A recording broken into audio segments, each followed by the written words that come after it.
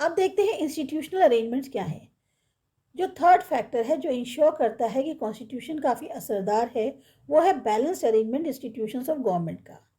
Basic principle ये है कि गवर्नमेंट जो है वो डेमोक्रेटिक होनी चाहिए और लोगों की भलाई के लिए प्रतिबद्ध होनी चाहिए। कॉन्स्टिट्यूंट असेंबली ने बहुत सारा समय बिताया कि जो सही राइट बैलेंस है अलग अलग इंस्टीट्यूशंस में, जैसे एग्जीक्यूटिव, लेजिस्लेटर और जुडिशरी है, उनके बीच में बना रहे। इससे क्या हुआ, एक पार्लियामेंट्री फॉर्म ऑफ गवर्नमेंट को अपनाया गया और फेडरल अरेंजमेंट किया गया, जिससे जो गवर्नमेंटल पावर्स हैं उनको डिस्ट्रीब्यूट किया गया लेजिस्लेचर और एग्जीक्यूटिव के बीच में, और स्टेट्स और सेंट्रल गवर्नमेंट के बीच में दूसरी तरफ। सबसे बैलेंस्ड गवर्नमेंट अरेंजमेंट्स जो हैं जब निकल कर आए, तो जो मेकर्स थे हमारे कॉन्स्टिट्यूशन के, उनको जरा सी भी हिचक नहीं हुई इन एक्सपेरिमेंट से सीखने में, या जो और एक्सपेरिमेंट से हुए कंट्रीज़ में उनसे। तो जो फ्रेमर्स थे कॉन्स्टिट्यूशन के, वो ये नहीं थे कि और जो कॉन्स्टिट्यूशनल ट्रेडिशंस है उनसे देख दाख के उन्होंने अपना बना लिया, बल्कि एक तरह से ये कह सकते हैं ये एक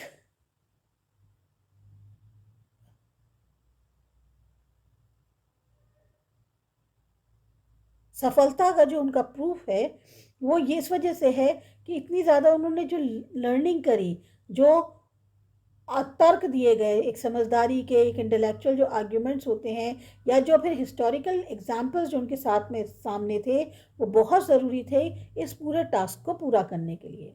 तो उन्होंने कई सारे प्रावधान जो हैं अलग अलग कंट्रीज से लिए, लेकिन इन आइडियाज़ को बोरो करने का मतलब ये नहीं है कि जैसा उनका था वैसा ही अपना लिया।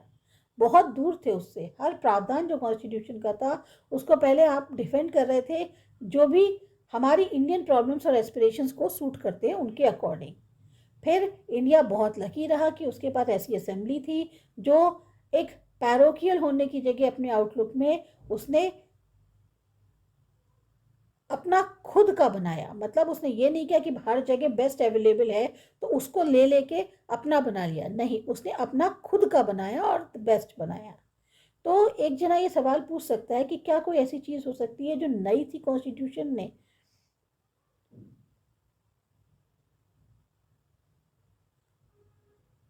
जो इस समय एक तरह से फ्रेम करी जा सकती है दुनिया के इतिहास में।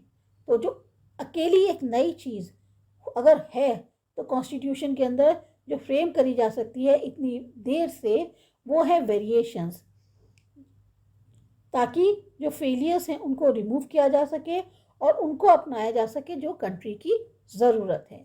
ऐसा डॉक्टर बी आर अम्बेडकर का कहना था।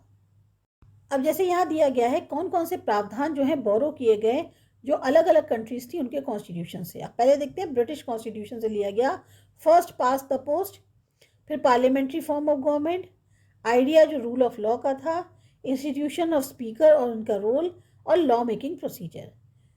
यूनाइटेड स्टेट्स के कॉन्स्टिट्यूशन से चार्टर ऑफ फंडामेंटल राइट्स और पावर ऑफ जुडिशियल रिव्यू और independence of the judiciary. Irish constitution से directive principles of state policy. French constitution से प्रिंसिपल्स ऑफ लिबर्टी, इक्वालिटी और फ्रेटर्निटी। और कैनेडियन कॉन्स्टिट्यूशन से एक quest federal form of government, ये federal system जिसमें एक स्ट्रॉन्ग सेंट्रल गवर्नमेंट होती है, और आइडिया रेजिडुअल पावर्स का।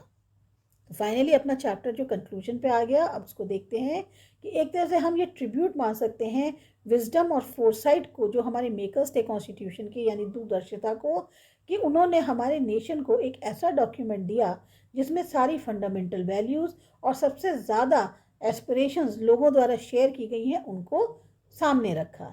इसी का कारण एक तरह से हम कह सकते हैं, या यही एक कारण है कि इतना ज़्यादा अच्छे से बारीकी से जो हमारे डॉक्यूमेंट को क्राफ्ट किया है वो सरवाइव कर पाया, बल्कि अभी भी एक वो लिविंग रियलिटी के तौर पे है, जबकि बहुत सारे और कॉन्स्टिट्यूशंस ख़त्म हो गए पेपर के साथ जहां वो पहले लिखे थे। इंडियन कॉन्स्टिट्यूशन अपने आप में एक बहुत यूनिक डॉक्यूमेंट है जो एक तरह से एग्जाम्पलर के तौर पे है बहुत सारे और कॉन्स्टिट्यूशंस के लिए, ख़ास तौर से साउथ अफ्रीका के लिए। जो मेन पर्पस है इतनी लंबी सर्च के पीछे, जो कई सालों तक, यानी कह सकते हैं 3 साल तक चलती रही, वो था कि राइट बैलेंस को जो है वो लाया जाए, ताकि इंस्टीट्यूशंस जो कॉन्स्टिट्यूशन द्वारा क्रिएट किए गए हैं वो जो हैं हैपहैज़र्ड ना हो, टेंटेटिव अरेंजमेंट्स ना हो, बल्कि वो जो हैं लोगों की जो एस्पिरेशंस हैं उनको एकोमोडेट कर पाएँ, जो आने वाला समय है उसके लिए। आप और ज़्यादा जानेंगे इन अरेंजमेंट्स के बारे में जो स्टडी करेंगे आप, और जो बाकी चैप्टर्स दिए गए हैं बुक की उसके थ्रू। तो ये था आपका चैप्टर, आपको अच्छा लगा, समझ में आया? सब्सक्राइब करो माय चैनल आसा एजुकेशन। बाय।